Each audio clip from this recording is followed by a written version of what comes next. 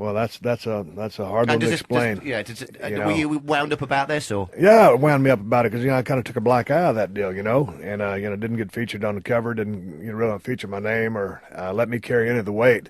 And like my thought was, I've sold out every building in the world that I've ever played in, because people knew I was coming. I talked to my brother when the movie came out in Houston, and he goes, Steve, people don't even know you're in the movie. The guy who played Goldie, his Rick Hoffman, super guy, great actor. People came over to do some work on his house, and they said, Rick, we saw your movie. He goes, we didn't know Stone Cold was in there. So it was just the biggest cluster that's ever happened in my life, and I wasn't excited about it all because it's, by hook or by crook, it's a reflection of me. I want to carry the weight. I want to bear the burden, but if you're going to let, I'm willing to take that on, but if I am, hey, help me out a little bit. I can't do it on my own, and I don't know why they didn't get behind us. There was WWE, and they were kind of butting heads on a lot of issues, and it just turned out not real good. But it's it's kicking ass on the DVD market, so that's a good thing. It's out here 24th if you want to pick it up, and it's. Did you actually enjoy doing it? What was it like being Steve Austin, the character, and then I'm an actor now. I'm a proper Hollywood actor. How was that for you? Man, it was incredible. I learned so much on that movie, and of course, obviously, I've got a lot more to learn. And it's like you go back. The Condemned was my Frogman LeBlanc. Yeah. That was my first movie. So you saw how brutal the Frogman deal was, and I was proud of The Condemned. I really was. And, I wasn't dialogue heavy because we removed a lot of my dialogue. I did with the director just because I didn't think the guy should have a lot to say.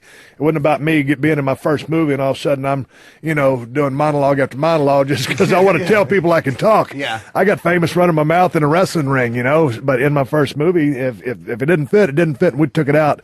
But I was proud of that movie. But, since then I've kind of truly preparing for a role because I didn't just go out and research Black Ops and, all this military stuff.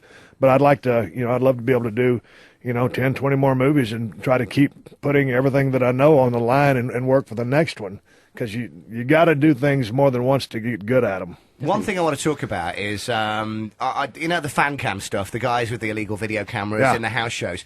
I've managed to pick up a couple of these, and I'm talking you and Shawn Michaels. You're about to become Stone Cold Steve Austin. You're still the ringmaster at this point.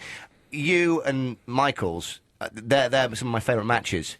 Watching them on a blurry screen. What was it like working with Shawn? That was great, especially back then, because when I first came into the company, I think the first guy I started working with, because I hadn't been working, was one or two matches in ECW, recovering from the torn tricep, and all of a sudden I'm in the ring, and I'm working with Savio Vega, who's a really, really great worker, and I had so much fun working with that guy. And we were working probably first, second, third match, kind of jerking the curtain. I mean, and once we got cooking, well, first of all, Savio's the baby face, so I'd make him look good. I'd get some heat on him and pretty much grab a hold because it didn't have the wind to really get some good heat. And, boy, when it came time for him to make his comeback, I had to flip-flop and fly because he's going to get his stuff in. He's Puerto Rico and he's old school. So I got my lungs going pretty quick, and, boy, we started burning the houses down after that point, and people were having a hard time following that match.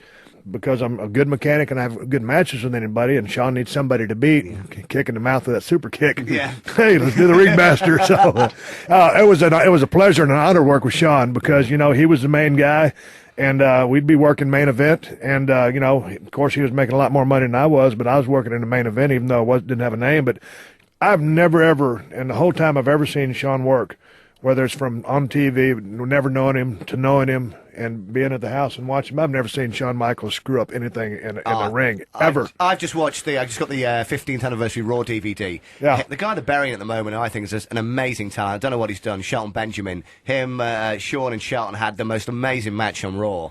And, he got a great match out Cena as well. I mean, he is one of the best. It's actually one of my favourite matches, the 60-minute match here in London, which we watched live, and it was like, at the end of it, Cena was getting cheered, even though he got booed beforehand. Yeah. But was Shawn an arse at this point? Because obviously it's been, well documented that, he could have been a dick at certain times.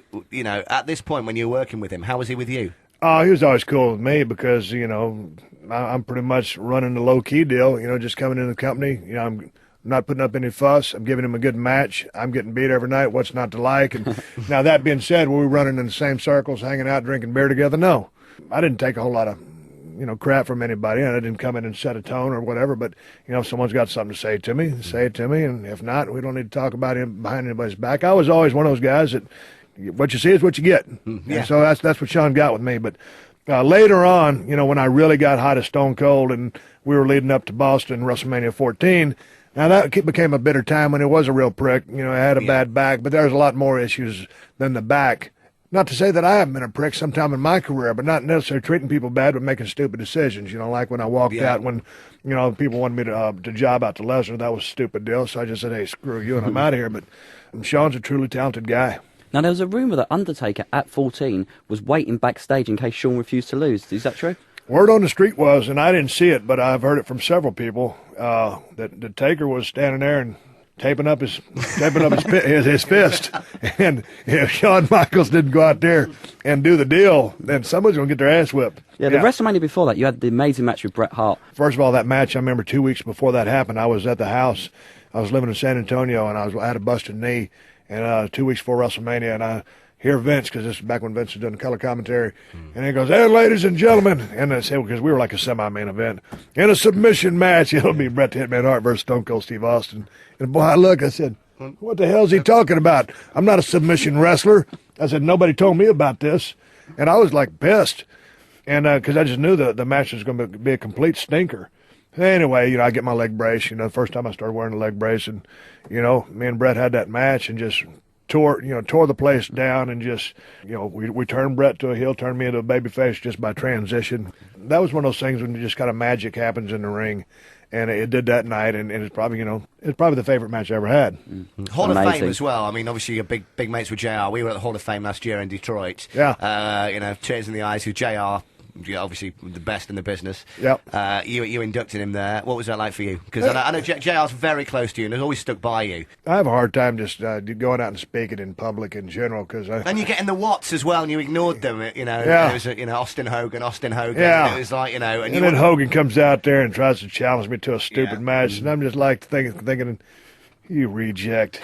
Yeah. I'm here to induct Jim Ross in the Hall of Fame. You're going to challenge me in a match, and, you know, so shut up. It was just ridiculous. But I always love talking to 20,000 people, or hell, if it's a bigger building, talking to 60 or 80,000 people cutting a promo. That's fun. Just going up and doing a speech, or kind of, you know, that makes me nervous. Yeah. So I was happy to induct JR, because he's such a good friend to me, and he's meant so much in my career. But I just don't really like speaking in public that much. This is Steve Williams. This wasn't Steve Austin. Exactly. Steve Austin, yeah, if I should have cut it a little bit Stone Coldish, I probably would have, you know, could have hammed it up a little bit for him. But that guy helped me out so much in my career with advice and stuff like that. And I remember when he had his surgery, you know, he's a guy that I truly love. And I've told a guy that I loved him before, because I do. Yeah. And if something ever happens to someone and you have that feeling about them and they don't know, and you never got a chance to express that to them, I mean, I don't think it makes you a sissy to say that to somebody. If that's the way you feel, that's the way you feel. He was the guy responsible for getting you back, sending the card in the mail, wasn't it? Well, you know what? I was sitting there in San Antonio. I walked out of the company. It had been about a year. I mean, it was a long time. And then all of a sudden I'm checking out my mail, and I never open my mail anyway because I don't like paying bills. So I saw that card, and it said, you know, basically it was just one simple card. It said, if you ever need somebody, I'm here for you. So, man, as soon as I read that card, I called him, and we talked for about 2 hours. I had to change the battery in my cell phone.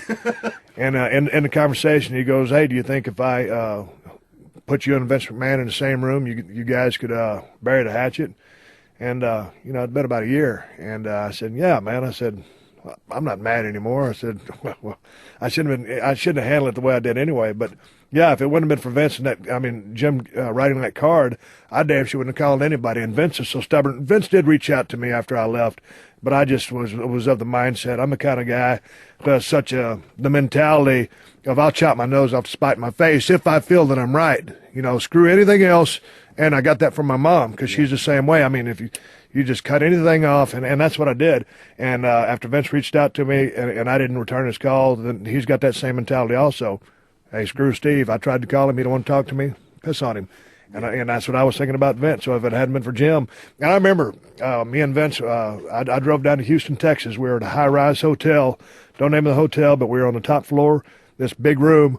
And I was waiting on Vince to show up, and it was kind of like the showdown at the OK Corral, you know, and I didn't know if we were going to fist fight or hug. So we started talking, and we buried the hatchet, and it was a good thing, because it brought me back into the WWE in order so I could finish my career. Jim Ross, best commentator of all time, in my opinion. Why does the real Vince, not Joel's cat, keep trying to fire JR? It doesn't make any sense. Man, I'll tell you what. There's nobody better in the business. I know. What are you going to do? Put Michael Cole on? Put Coach on there?